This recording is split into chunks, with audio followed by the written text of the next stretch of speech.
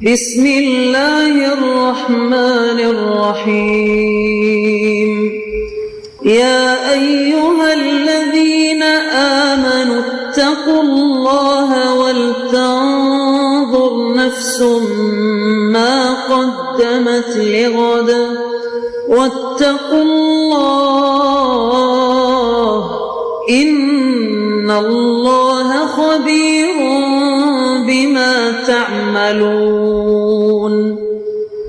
اے ایمان والو، اللہ سے ڈرتے رہو اور ہر شخص کو دیکھنا چاہیے کہ اس نے کل یعنی آخرت کے لیے کیا سامان بھیجا ہے، اور ہم پھر کہتے ہیں کہ اللہ سے ڈرتے رہو، بے شک اللہ تمہارے سب اعمال سے خبردار ہے۔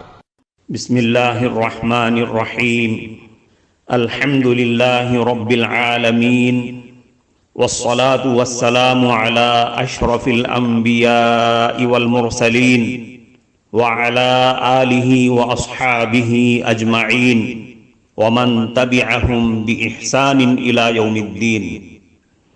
قابل صد احترام حضرات شائقین و شائقات سچا پیغام، السلام علیکم ورحمۃ اللہ وبرکاتہ۔ آج کی محفل میراث النبی کے نورانی پروگرام میں آپ کا استقبال ہے۔ اہلا و سہلا مرحبا۔ ہم آپ تمام حضرات و مستورات کا خیر مقدم کرتے ہیں۔ محترم حضرات و خواتین، تعلیم کا آغاز ہو رہا ہے۔ سب سے پہلے آداب تعلیم کا لحاظ کرتے ہوئے تعلیم کی طرف متوجہ ہو جائیں۔ پورے دھیان سے سننا، عمل کی نیت سے سننا اور تبلیغ کی نیت سے سننا، یعنی سنی ہوئی باتیں دوسروں تک پہنچانے کے جذبے سے سننا۔ چند خاص آداب تعلیم ہیں، امید ہے کہ آپ حضرات ان آداب کا ضرور خیال رکھیں گے۔ جزاکم اللہ۔ بسم اللہ الرحمن الرحیم۔ ماہ محرم کی فضیلت۔ اسلامی سال نو کا آغاز ماہ محرم سے ہوتا ہے۔ ماہ محرم نہایت ہی فضائل اور برکات کا حامل مہینہ ہے۔ یہ مہینہ اپنے خصوصیات اور امتیازات کی وجہ سے دیگر مہینوں سے علیحدہ شناخت رکھتا ہے۔ اس ماہ محرم کی حرمت اور تعظیم زمانے جاہلیت سے چلی آ رہی تھی۔ لوگ اس ماہ مقدس میں اپنی لڑائیاں موقوف کر دیا کرتے تھے اور جنگ و جدال سے باز آ جاتے تھے۔ گویا یہ ماہ مقدس نہ صرف اسلام میں برکت اور فضائل کا حامل قرار پایا، بلکہ اس کا تقدس اور احترام اور اس کی قدر و عظمت زمانے جاہلیت سے بھی چلی آ رہی تھی۔ اللہ رب العزت نے قرآن کریم میں اس ماہ کی عظمت اور حرمت کا اعلان کیا ہے۔ ان عدۃ الشہور عند اللہ 12 شہرا فی کتاب اللہ یوم خلق السماوات والارض منها 4 حرم ذلك الدین القیم فلا تظلموا فیہن انفسکم۔ بے شک اللہ کے یہاں مہینوں کی گنتی 12 مہینے ہیں۔ اللہ کی کتاب میں جس دن سے اللہ نے زمین اور آسمان پیدا کیے، ان میں سے 4 عزت والے مہینے ہیں: ذی قعدہ، ذی الحجہ، محرم اور رجب، جس کا تذکرہ حدیث میں آتا ہے۔ اسلام کی آمد کے بعد بھی اس ماہ کی حرمت اور عظمت کو اس کی سابقہ حالت پر برقرار رکھا گیا کہ حضرت ابراہیم اور حضرت اسماعیل علیہ السلام کے باقیات میں سے بھی تھے، جس کو لوگ اپناتے آ رہے تھے۔ چنانچہ قرآن و حدیث میں اس ماہ کو شہر الحرام یعنی حرمت کا مہینہ اور شہر اللہ اللہ کا مہینہ قرار دیا گیا ہے۔ چنانچہ ایک حدیث میں ارشاد نبوی صلی اللہ علیہ وسلم ہے، سب سے زیادہ فضیلت والے روزے رمضان کے روزوں کے بعد اللہ کے مہینے محرم الحرام کے روزے ہیں۔ امام نووی فرماتے ہیں، اس روایت میں نبی کریم صلی اللہ علیہ وسلم نے ماہ محرم کو اللہ عز و جل کا مہینہ قرار دیا ہے، جو اس کی عظمت اور تقدس کو بتلانے کے لیے کافی ہے، چونکہ اللہ عز و جل اپنی نسبت صرف اپنی خصوصی مخلوقات کے ساتھ ہی فرماتے ہیں۔ نبی کریم صلی اللہ علیہ وسلم کے اس فرمان سے یہ بات از خود سمجھ میں آ جاتی ہے کہ ماہ محرم کی حرمت اور تعظیم کا حضرت حسین رضی اللہ عنہ کے واقع شہادت سے کوئی تعلق نہیں، اور وہ لوگ غلط فہمی کا شکار ہیں جو اس مہینے کی حرمت کی کڑیاں واقعہ کربلا اور شہادت حسین رضی اللہ عنہ سے ملا دیتے ہیں، اس لیے کہ ماہ محرم کی حرمت تو اس دن سے قائم ہے جس دن سے یہ کائنات بنی ہے، جیسا کہ سورہ توبہ کی گزشتہ آیت یوم خلق السماوات والارض منہا سے صاف واضح ہے۔ سانحہ کربلا اور حضرت حسین رضی اللہ عنہ کی شہادت کا واقعہ نبی کریم صلی اللہ علیہ وسلم کے دنیا سے پردہ فرما جانے کے بعد 50 سال کے بعد پیش آیا، اور شریعت مطہرہ نبی اکرم صلی اللہ علیہ وسلم کی زندگی میں مکمل ہو چکی تھی، جیسا کہ قرآن مجید میں ہے الیوم اکملت لکم دینکم واتممت علیکم نعمتی ورضیت لکم الاسلام دینا۔ معلوم ہوا یہ تصور جہالت اور لا علمی پر مبنی ہے کہ ماہ محرم کا ادب اور احترام شہادت حسین رضی اللہ عنہ کا مرہون منت سمجھا جا رہا ہے، بلکہ شہادت حسین رضی اللہ عنہ سے پہلے اسی ماہ کی 1 تاریخ کو عمر فاروق رضی اللہ عنہ خلیفہ راشد کی شہادت کا المناک واقعہ پیش آ چکا تھا، مگر اس وقت سے آج تک کبھی حضرت عمر فاروق رضی اللہ عنہ کا واقعہ شہادت اس انداز سے پیش نہیں کیا گیا۔ حالانکہ اگر کسی بڑے آدمی کی موت یا شہادت کسی مہینے کے ادب اور احترام کی علامت ہوتی تو عمر فاروق رضی اللہ عنہ ایسے صحابی رسول صلی اللہ علیہ وسلم اپنے علمی، دینی، روحانی اور خلیفہ ثانی ہونے کے حوالے سے اس بات کے حضرت حسین رضی اللہ عنہ سے بھی زیادہ مستحق ہوتے کہ ان کی شہادت پر وہ سب کچھ کیا جاتا جو حضرت حسین رضی اللہ عنہ کی شہادت پر کیا جا رہا ہے۔ مزید برآں حضرت عثمان غنی رضی اللہ عنہ، حضرت حمزہ رضی اللہ عنہ، حضرت علی رضی اللہ عنہ اور دیگر اکابر اور جلیل القدر صحابہ کی شہادتیں بدرجہ اولا یہ استحقاق رکھتی ہیں، مگر اہل سنت ان تمام شہادتوں پر نوحہ اور ماتم اور مجالس اعزاء وغیرہ کا اہتمام اس لیے نہیں کرتے کہ اسلام ان چیزوں کی اجازت نہیں دیتا، اور جو ایسا کرتا ہے اس کا دین اور ایمان خطرے میں ہے، اور اسلام کا نوحہ اور ماتم سے کوئی بھی تعلق نہیں۔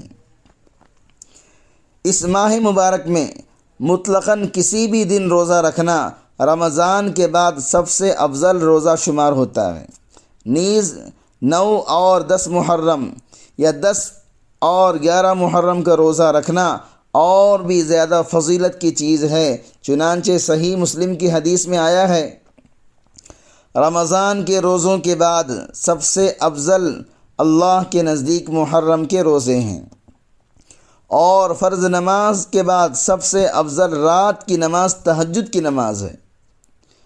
صحیح مسلم کی ایک روایت سے معلوم ہوتا ہے قریش بھی زمانہ جاہلیت میں عاشورہ کا روزہ رکھا کرتے تھے۔ حضرت عائشہ صدیقہ رضی اللہ عنہ فرماتی ہیں کہ زمانہ جاہلیت میں قریش روزہ رکھتے تھے، اور جناب نبی کریم صلی اللہ علیہ وسلم بھی روزہ رکھتے تھے۔ جب آپ علیہ السلام نے مدینہ منورہ کی طرف ہجرت فرمائی تو وہاں بھی عاشورہ کا روزہ رکھا اور صحابہ کو بھی روزہ رکھنے کا حکم دیا۔ پھر جب ماہ رمضان میں روزہ رکھنے کی فرضیت کا حکم آ گیا تو آپ صلی اللہ علیہ وسلم نے لوگوں کو اختیار دیتے ہوئے ارشاد فرمایا جو چاہے عاشورہ کا روزہ رکھے، جو چاہے نہ رکھے۔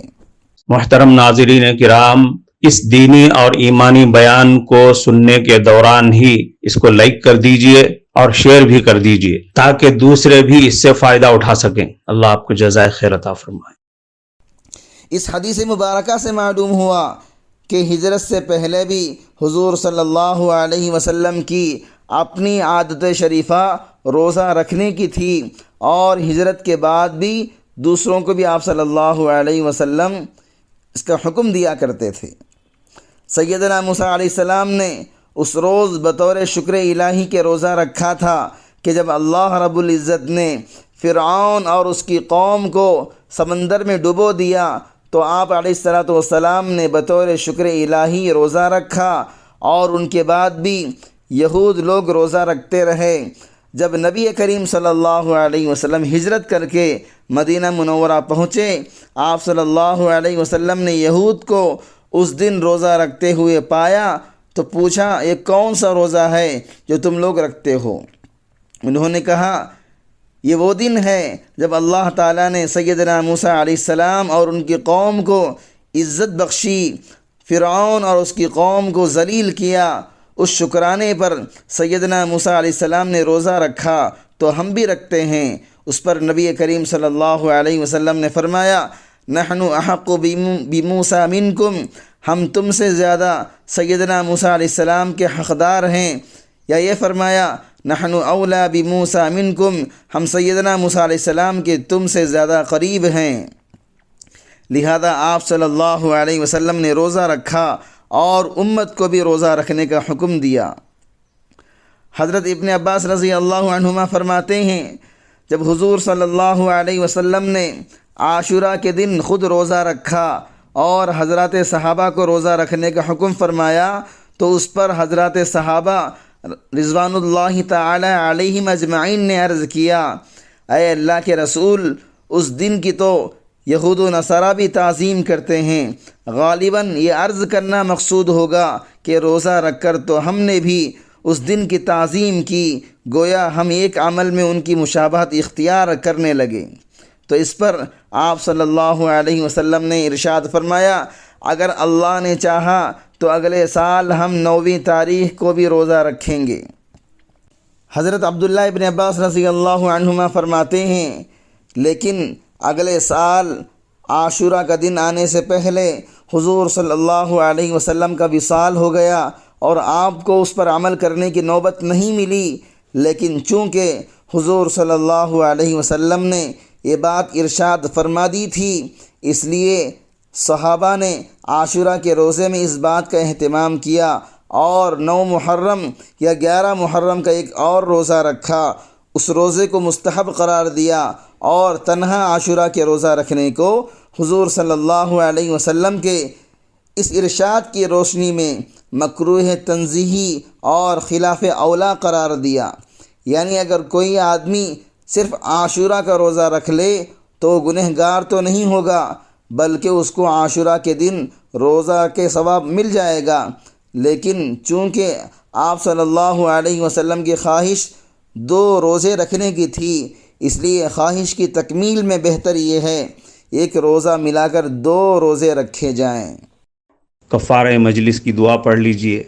سبحانک اللہم و بحمدک، اشہد ان لا الہ الا انت، استغفرک و اتوب الیک۔ معزز شائقین و شائقات سچا پیغام، آپ کو اندازہ لگ گیا ہوگا کہ یہ مضمون کتنا اہم ہے اور کس قدر فائدہ مند ہے۔ کم سے کم درجے میں سوشل میڈیا کے ذریعے سے بھی ہم اس کو زیادہ سے زیادہ شیئر کریں گے تو دعوت کے فریضے کی کوششوں میں ہم بھی اپنا کچھ حصہ ڈالنے والے بن سکتے ہیں۔ لہٰذا زیادہ سے زیادہ اس کو عام کریں تاکہ پوری دنیا کے ہندوؤں کی غلط فہمی دور ہو جائے اور انہیں یہ زمینی حقیقت معلوم ہو جائے، اور وہ اپنے اصل مذہبی لیڈر پیغمبر آخر الزماں حضرت محمد الرسول اللہ صلی اللہ علیہ وسلم کو ماننے پر مجبور ہو جائیں اور کلمہ پڑھ کر آپ کے ساتھ ساتھ وہ بھی جنت میں جانے والے بن جائیں۔